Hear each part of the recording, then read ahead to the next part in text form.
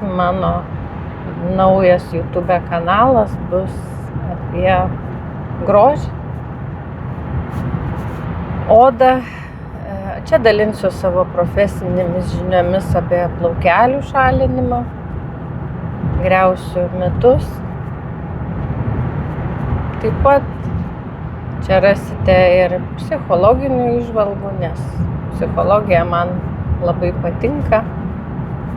Esu, kaip jau minėjau, į šią sritį pasigilinusi taip pat 2,5 metų. Visą teoriją praleisdama per save, per savo praktiką. Čia bus ir temų apie vaikus, kadangi esu 3 dukrų mama. Tai vėlgi labai aktuali tema.